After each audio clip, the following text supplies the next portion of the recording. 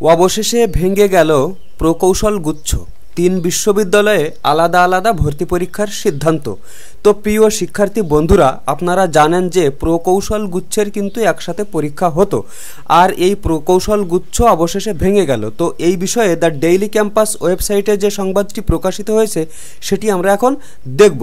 তো এখানে বলা হচ্ছে, আসন্ন 2024-25 শিক্ষাবর্ষে স্নাতক প্রথম বর্ষ চট্টগ্রাম প্রকৌশল ও প্রযুক্তি বিশ্ববিদ্যালয়ে একক ভর্তি পরীক্ষা নেওয়ার সিদ্ধান্ত হয়েছে।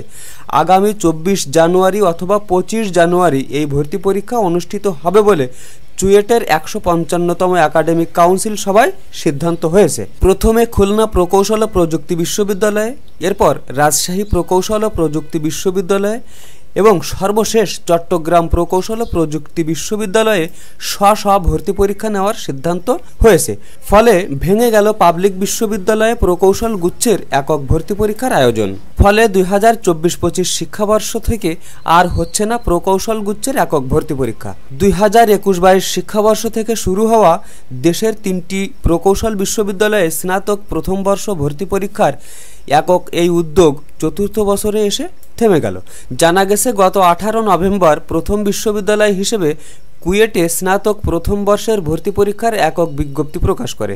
ভর্তির বিজ্ঞপ্তি তথ্য মতে বিশ্ববিদ্যালয়টিতে ভর্তিতে আগামী 11 জানুয়ারি সকাল 9:30 থেকে দুপুর 12:30 পর্যন্ত লিখিত পরীক্ষা এবং বেলা 12:45 থেকে 1:45 পর্যন্ত মুক্তহস্ত অঙ্কন পরীক্ষা অনুষ্ঠিত হবে। তো প্রিয় শিক্ষার্থী বন্ধুরা, আপনারা এই ভিডিওটির মাধ্যমে জানতে পারলেন যে প্রকৌশল গুচ্ছ কিন্তু এবার অবশেষে ভেঙে গেল। অর্থাৎ প্রকৌশল গুচ্ছের যে 3টি বিশ্ববিদ্যালয় রয়েছে সেখানে কিন্তু আলাদা আলাদা ভর্তি পরীক্ষা হবে। আর এই সিদ্ধান্ত যেহেতু সবেমাত্র শুরু হলো, তাই পরবর্তীতে কিন্তু আরও আপডেট তথ্য আসবে। আর সেই আপডেট তথ্য আসার সাথে সাথে আমার এই চ্যানেলে ভিডিও আকারে আপনারা পেয়ে যাবেন। তাই সেই ভিডিওগুলি সবার আগে পেতে আমার এই চ্যানেলটিকে সাবস্ক্রাইব করে রাখতে পারেন।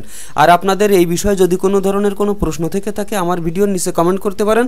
আমি যত দ্রুত সম্ভব আপনাদের কমেন্টগুলোর উত্তর দেওয়ার চেষ্টা করব। তো আজকের ভিডিও এই পর্যন্তই। পরবর্তীতে আরও সুন্দর সুন্দর আপডেট সহ ভিডিও নিয়ে আসার প্রত্যাশায় আজকের মতো এখানেই বিদায়। আল্লাহ হাফেজ।